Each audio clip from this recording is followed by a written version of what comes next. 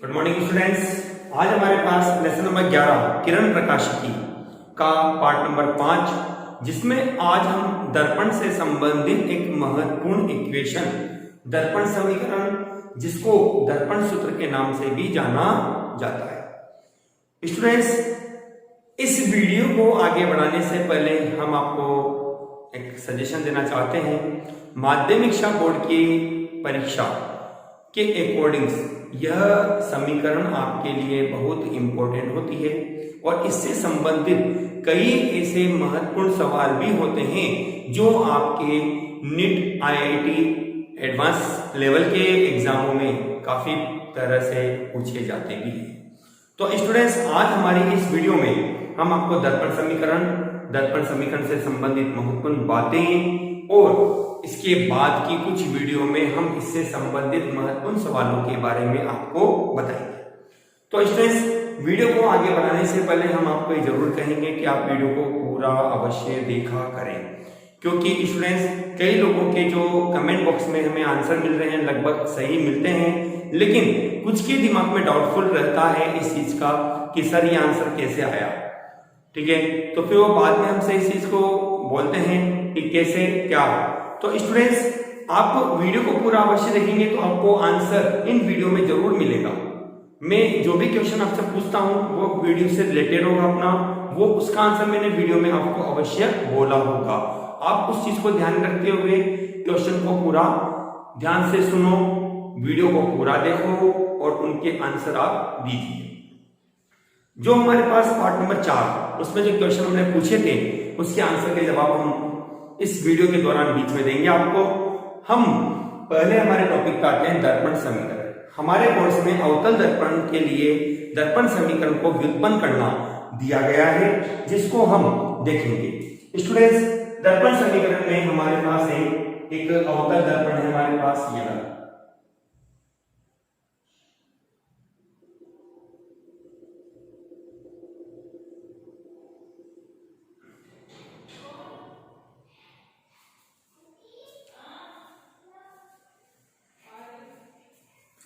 इस अवतल दर्पण में हमारे पास इसकी आंतरिक सतह परावर्तक तल है और यह हमारे पास इसका मध्य बिंदु P बनता है, जिसको हम ध्रुव के नाम से जानते हैं। स्टूडेंट्स, हमने ये कहा कि एक प्रकाश किरण AB इसकी मुख्य अक्ष के समांतर वस्तु AB से आती है और परावर्तन के पश्चात यह फोकस से गुजर जाती है।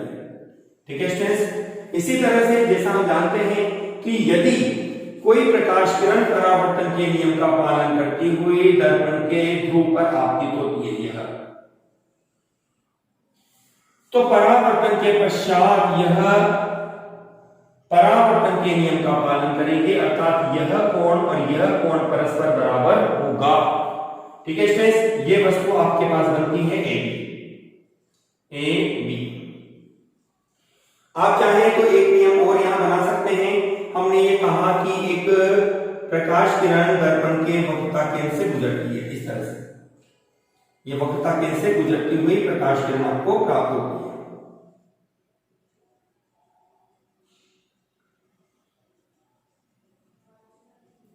ठीक है स्टूडेंट्स, ये वक्रता केंद्र बिंदु C बनता है आपके पास, तो ये फोकस बिंदु F आपके पास है। ठीक है, और यहां आपके पास इस वस्तु AB का वास्तविक उल्टा और वस्तु से छोटा प्रतिबिंब A' B' प्राप्त होता है। देखिए स्टूडेंट्स, मैं किरण चित्र को दोबारा से फिर एक्सप्लेन करता हूं, सुनिएगा। हमने जैसा कि कहा हमारे पास एक अवतल दर्पण है जिसकी मुख्य अक्ष पर हमने वस्तु AB को रखा है। क्या स्टूडेंट्स, हमने इस अवतल दर्पण की मुख्य अक्ष पर वस्तु AB को रखा है। इस वस्तु AB से एक प्रकाश किरण को हमने मुख्य अक्ष के समांतर आता हुआ बनाया, जो परावर्तन के पश्चात दर्पण के फोकस से गुजरती है। हमने इस किरण को नाम दे दिया AL के रूप में। ठीक है स्टूडेंट्स, दूसरी प्रकाश किरण के रूप में हमने कहा कि यह परावर्तन के नियम का पालन करती हुई दर्पण के ध्रुव पर आपतित होती है और परावर्तन के पश्चात यह परावर्तन के नियम का पालन करती है। तो स्टूडेंट, जैसा कि हमने प्रतिबिंब बनाने के नियम में पढ़ा था कि यदि दो किरण आपस में एक दूसरे को जहां प्रतिच्छेद कर जाती है वहीं उस वस्तु का प्रतिबिंब बनता है। तो हम ये देखते हैं कि ये दो रेखाएं, ये दो किरण प्रतिच्छेद करती है इस बिंदु पर। तो आपको इस बिंदु पर वस्तु AB का वास्तविक प्रतिबिंब प्राप्त होता है, जो कि उल्टा है और वस्तु से छोटा बनता है। ठीक है स्टूडेंट्स, हमने एक किरण और चाही, तो हमने कहा कि हमने एक वक्रता केंद्र से किरण को गुजारते हुए बनाया। तो हम देखते हैं कि यह किरण अपने पथ की पुनरावृत्ति करती है, जैसा कि हमने पहले पढ़ा है। ओके, चलिए स्टूडेंट्स, अब हम इसकी डेरिवेशन को सॉल्व करेंगे स्टूडेंट्स। तो सर्वप्रथम हमने कहा कि वस्तु की दर्पण के ध्रुव से दूरी, जैसा कि हम जानते हैं, U के रूप में लिखी जाती है। प्रतिबिंब की दूरी को हम V के रूप में लिखते हैं। ठीक है स्टूडेंट्स, और वक्रता त्रिज्या जो हमारे पास है इसको हम R के रूप में लिखते हैं। फोकस दूरी को हम यहां F के रूप में लिखते हैं। ठीक है स्टूडेंट्स, दोबारा से सुनिएगा, वस्तु की दूरी को U, प्रतिबिंब की दूरी को V, वक्रता त्रिज्या को R, फोकस दूरी को F के द्वारा हमने इस चित्र में प्रदर्शित किया है।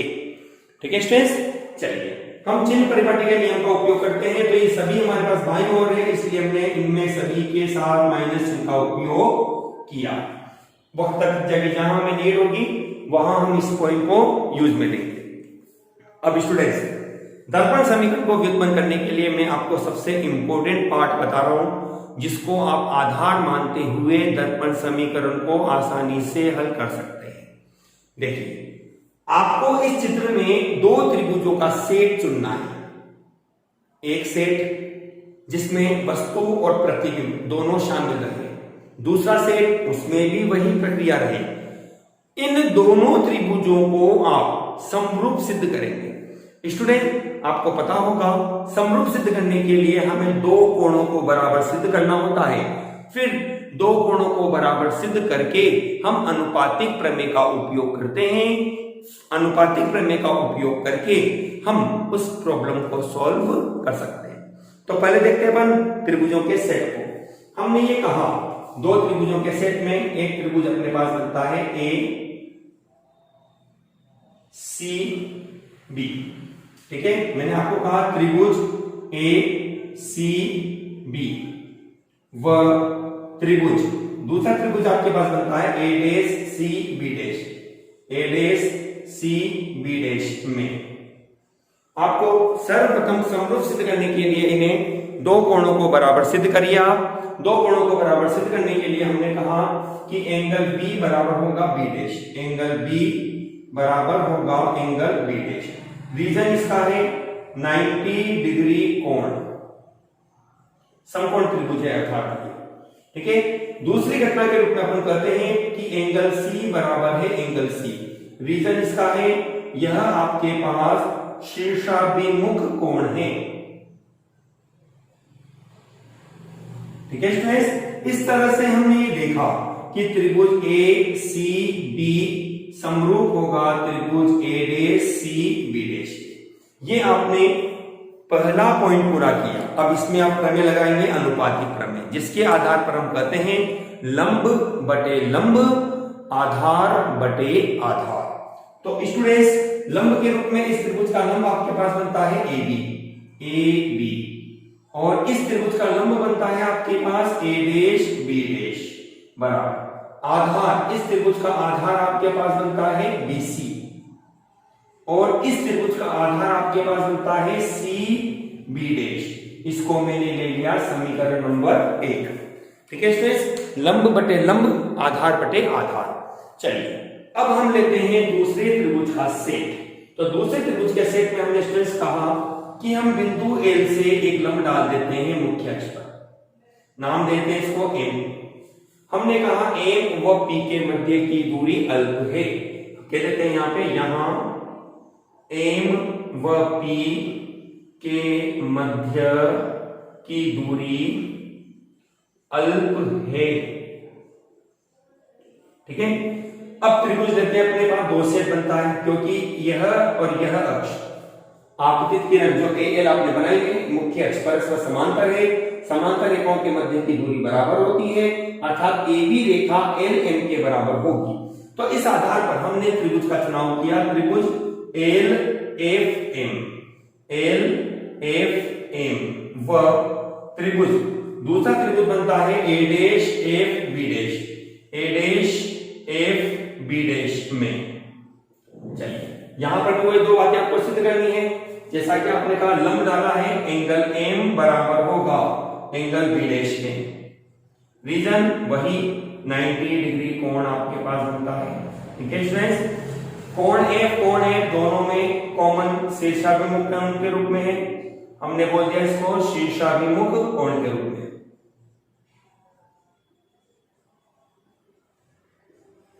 ठीक है, इसलिए आपको मिलेगा त्रिभुज एल एफ एम समरूप होगा त्रिभुज ए डैश एफ बी डैश। अब यहां पर भी आपको उसी तरह से करने का उपयोग करना है जैसा कि आपने समीकरण नंबर 1 बनाने के लिए किया था।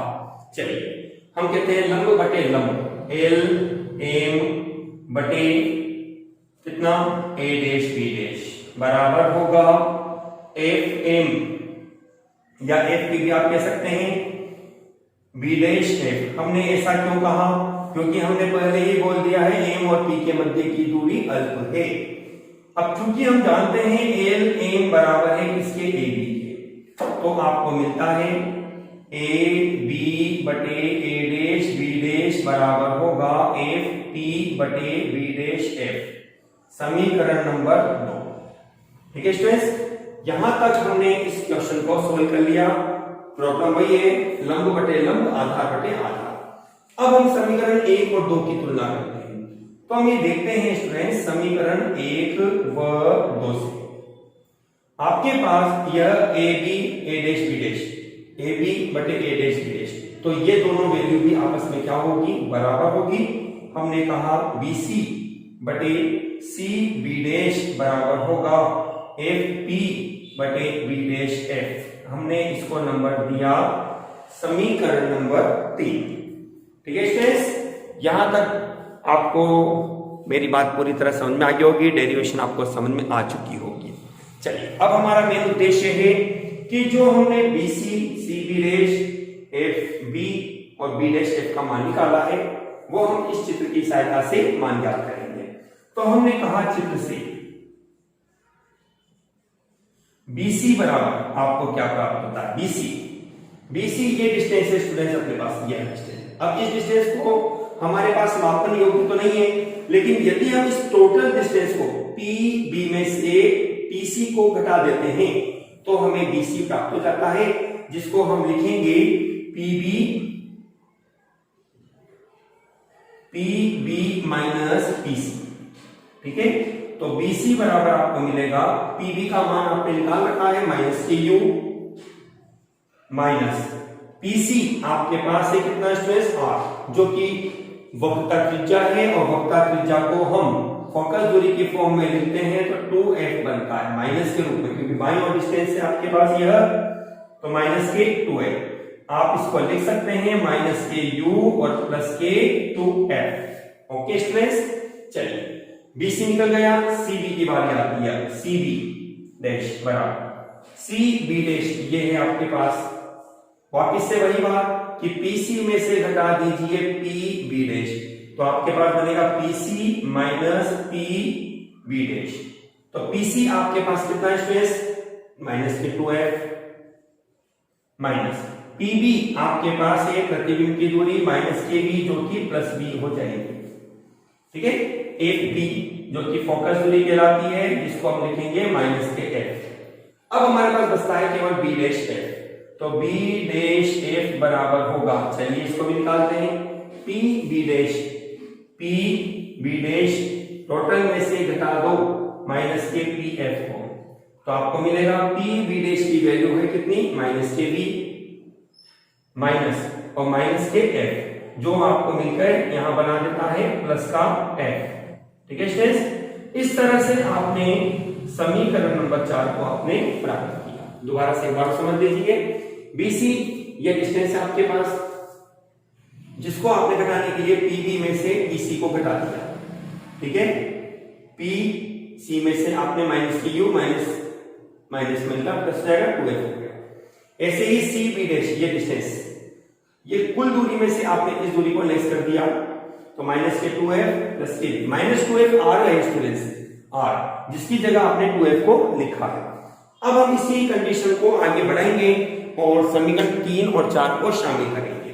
तो हमने कहा समीकरण 3 और 4 से, 3 व 4 से क्या बनेगा, देखिए हमने 3 और 4 में वैल्यू रखी BC minus K U plus K 2f बटे सी B dash minus K 2f plus के b बराबर माइनस के f बटे बी डैश एफ आपके पास कितना है, minus K v plus K f। देखिए students, BC minus K U plus 2f, C B dash minus K 2f plus v, F P minus K f और B dash F आपके पास minus K v plus f। इसको solve करेंगे, cross गुणाम ने किया, minus K u plus K 2f into minus K v plus K f बराबर, इसका गुणाम ने किया तो plus K 2f square minus के vf। ठीक है, प्लस को हटा देते हैं, मतलब नहीं है प्लस लिखने से अपने को। अब हम इसको मल्टीप्लाई करते हैं स्टूडेंट्स, चलिए हमने कहा minus K u minus K v, तो uv मल्टीप्लाई किया माइनस के uf, इसको इससे मल्टीप्लाई किया माइनस के 2vf, इसको इससे मल्टीप्लाई किया प्लस के 2f स्क्वायर बराबर ये वैल्यू 2f स्क्वायर माइनस के vf। ये स्टूडेंट्स और ये स्टूडेंट्स आपस में कैंसिल हो जाती है। ठीक है स्टूडेंट्स, आप देखते हैं कि माइनस के 2vf लेफ्ट साइड है और प्लस माइनस के vf राइट साइड है। तो अब जब इसका पक्षांतरण करके इधर लाते हो तो यहां से एक संख्या कम हो जाएगी, आपको बनेगा यहां पर uv माइनस के uf माइनस के 2v, सॉरी ये कम हो जाएगा तो vf बराबर 0। ठीक है, हमने कहा uvf का भाग देने पर आपको मिलेगा uv बटे uvf minus uf upon uvf minus vf upon uvf बराबर 0। ठीक है, चलिए uv कैंसिल हो जाता है 1 upon f minus 1 upon v minus 1 upon u बराबर 0। तो स्टूडेंट्स हमें मिलता है 1 अपॉन f बराबर होगा 1 upon v plus 1 upon u। ये स्टूडेंट्स आपको जो आंसर प्राप्त होता है, हमने इसको नंबर दिया समीकरण नंबर 5। यह आपके पास दर्पण समीकरण को व्यक्त करती है। ये जो समीकरण आपने प्राप्त की है यह दर्पण समीकरण को व्यक्त करती है। एक बार कैलकुलेशन दोबारा देखना है आपको।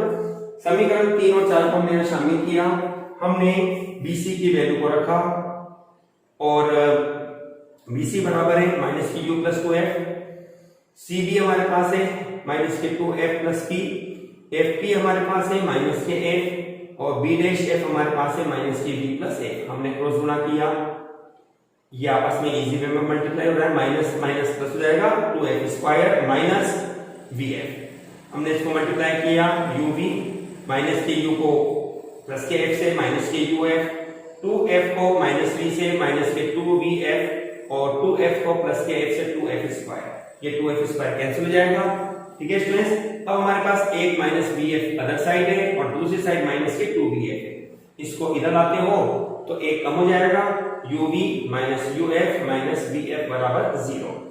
हमने uvf का भाग दे दिया, हमें प्राप्त होता है uv upon UVF minus UF upon UVF minus VF upon UVF बराबर 0।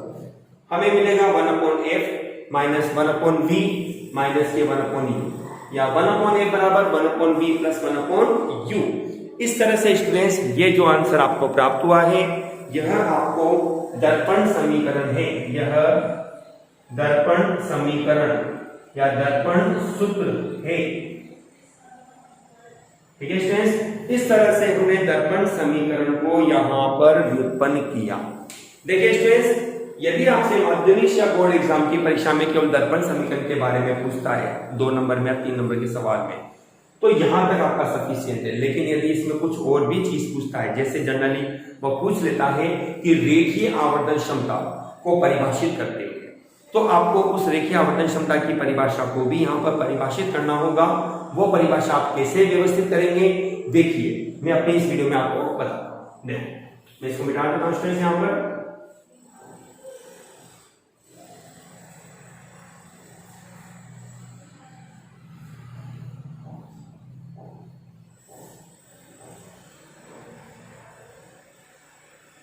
ये दर्पण समीकरण को मैं यहां रखता हूं।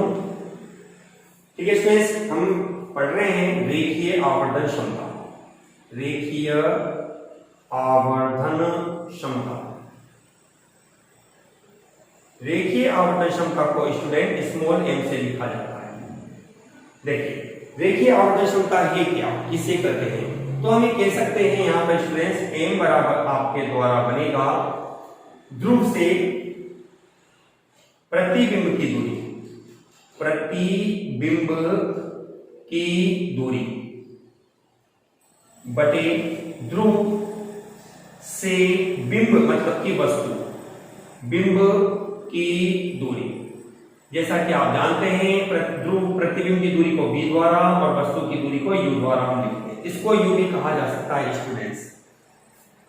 प्रतिबिंब की ऊंचाई, प्रतिबिंब की ऊंचाई में अपने पास इस चित्र में मान लेते हैं कि जो प्रतिबिंब आपको प्राप्त है इस प्रतिबिंब की ऊंचाई को हम मान लेते हैं h डैश और वस्तु की ऊंचाई को मान लेते हैं h। तो प्रतिबिंब की ऊंचाई अपने पास है h डैश बटे हमारे पास होगा बिंब की ऊंचाई,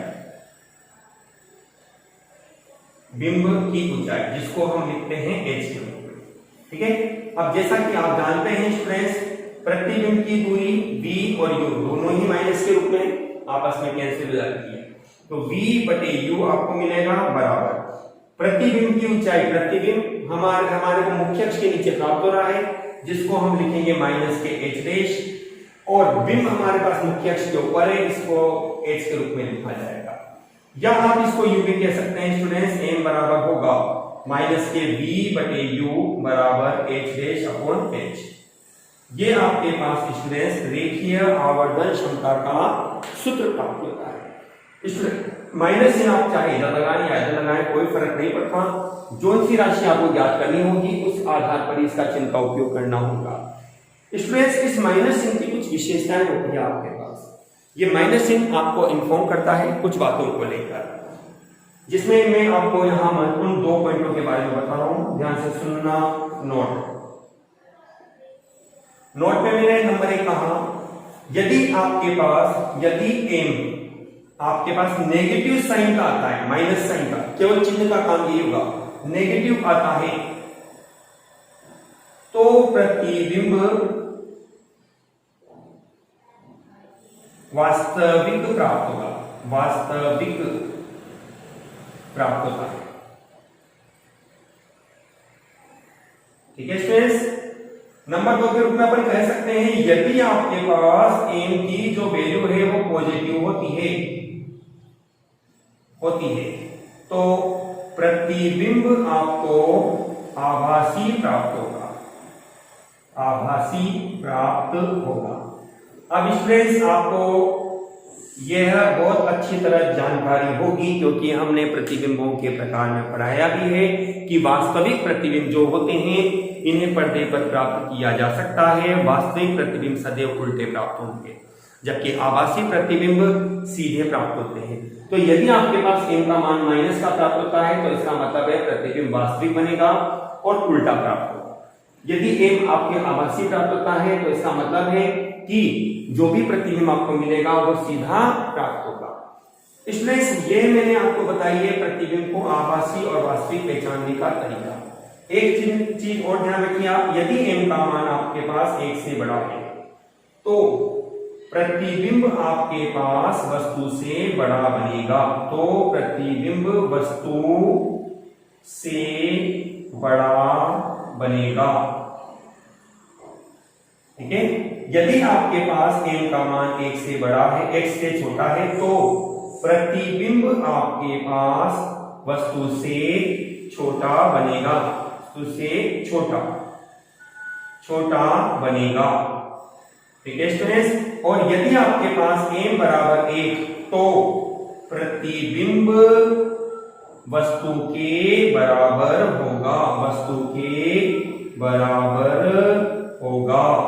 ओके स्टूडेंट्स, इस तरह से मैंने आपको यह 2 महत्वपूर्ण ट्रिक के रूप में 5 बातें मैंने आपको बताई है, जिसमें नंबर 1 के रूप में मैंने कहा है यदि m का मान नेगेटिव बनता है तो प्रतिबिंब आपके पास वास्तविक बनता है, और वास्तविक है तो उल्टा ऑब्वियसली होगा ही सही, ठीक है।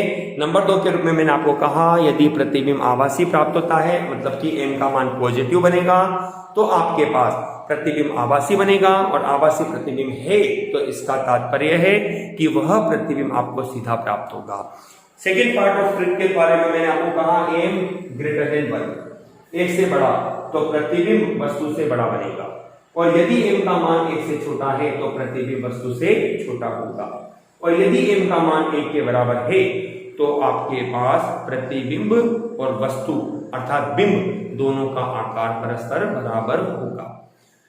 स्टूडेंट्स, इस तरह से मैंने आज आपको बेहद इंपॉर्टेंट टॉपिक के रूप में दर्पण समीकरण, दर्पण समीकरण की व्युत्पत्ति, न्यूमेरिकल को हल करने के लिए बेहद बेहद बेहद इंपॉर्टेंट ट्रिक बताई। ट्रिक को ध्यान से समझना, बार बार रिपीट करना, दोहराते रहना, और इसको बार बार लिखकर प्रैक्टिस करना, क्योंकि स्टूडेंट्स यदि आप पुराने पेपर देखते हैं तो आप ये देखते हैं कि इन दर्पण से संबंधित सवाल आपके बोर्ड एग्जाम में और अदर कंपटीशन एग्जाम में और भी कॉम्पिटिटिव एग्जाम में आपके पास पूछी जाते हैं।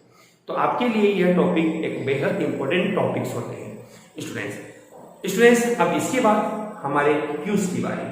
सबसे पहले तो हम हमारे उन क्यूज का आंसर देंगे जो हमने हमारे पहले सवालों में हमने आपसे पूछे थे। उन क्यूज के रूप में आपसे जो सवाल पूछा गया था उनमें कुछ सवाल आपने सही जवाब दिए और कुछ के आंसर आपने गलत जवाब दिए।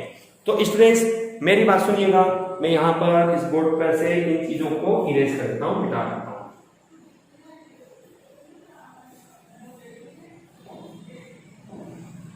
स्टूडेंट्स हमारा पहला सवाल था कि परावर्तन की घटना में कौन सी राशि नियत रहती है। क्यूज आपके पास जो बनता है क्यूज 4 के आंसर आपके पास है।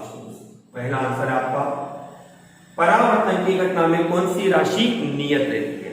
तो देखिए स्टूडेंट्स, तरंग या प्रकाश से संबंधित 4 राशियां महत्वपूर्ण होती हैं, जिसमें हम कहते हैं 4 महत्वपूर्ण राशियों में तरंगदैर्घ्य, आवृत्ति, तीव्रता और वेग। तो स्टूडेंट्स परावर्तन की जो घटना होती है, परावर्तन की घटना में प्रकाश की तीव्रता परिवर्तित होती है, जबकि तरंगदैर्घ्य, आवृत्ति और वेग नियत रहता है।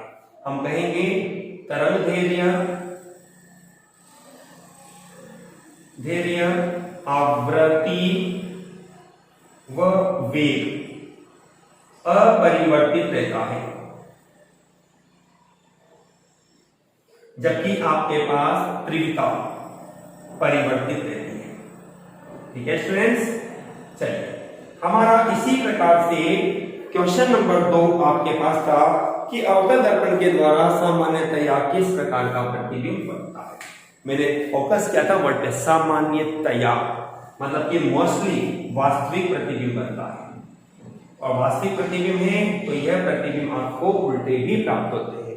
मैंने इसमें सामान्यतः वर्ड पे इसलिए जोड़ दिया था कि एक ऐसी अवस्था होती है जब आपके पास यह प्रतिबिंब आभासी भी बनता है, और वह अवस्था होती है कि जब आपने वस्तु को दर्पण के ध्रुव और फोकस बिंदु के मध्य रखा अवतल दर्पण के लिए, तो प्रतिबिंब आपको आभासी और सीधा प्राप्त होता है। ठीक है स्टूडेंट्स, ऐसा ही हमारे पास क्वेश्चन नंबर 3 था कि यदि एक प्रकाश किरण समतल दर्पण पर लंबवत आपतित होती है तो उसका पथ किस प्रकार का होगा। क्वेश्चन नंबर 3 आपका है, इस तरह का चित्र है आपके पास, यह समतल दर्पण है। ठीक है, हमने एक प्रकाश किरण को इस पर इस तरह से लंबवत आपतित किया तो यह अपने पथ की पुनरावृत्ति करेगी। तो अपन कहेंगे यह अपने पथ की पुनरावृत्ति करेगी, पुनरावृत्ति करेगी।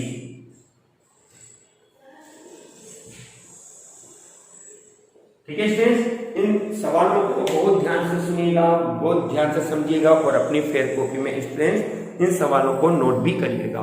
काफी इंपॉर्टेंट क्वेश्चन है स्टूडेंट्स के लिए। ठीक है स्टूडेंट्स, अब हमारे क्यूज की बारी। पार्ट नंबर 5 का क्यूज जो आज आपके पास है उसमें मैं आपसे 3 बेहद इंपॉर्टेंट क्वेश्चन पूछूंगा, जिसमें आज मेरे पास क्वेश्चन नंबर 1 है आपका क्यूज फर्स्ट। कौन से दर्पण को अभिसारी दर्पण कहा जाता है।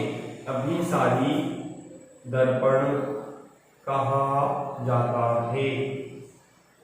आपको बताना है स्टूडेंट्स कौन सा ऐसा दर्पण है जिसको अभिसारी दर्पण के नाम से भी जाना जाता है। क्वेश्चन नंबर 2 आपके पास है, यदि आपके पास एम नेगेटिव हो तो प्रतिबिंब की प्रकृति क्या होगी। प्रतिबिंब की प्रकृति क्या होगी। ठीक है स्टूडेंट्स, नंबर 3 सवाल नंबर 3 अपने पास है आज का, अपने इस क्यूज का। यदि आपके पास वस्तु वक्रता केंद्र पर स्थित हो तो अंतिम प्रतिबिंब कहां बनेगा। अंतिम प्रतिबिंब कहां बनेगा।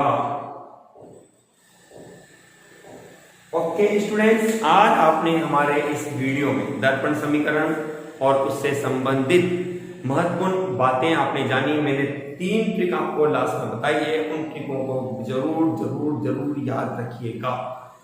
हमारा पार्ट नंबर 6 केवल न्यूमेरिकल इक्वेशन होगा जो दर्पण समीकरण से या अभी तक जितना हमने पढ़ा है उससे संबंधित रहेगा।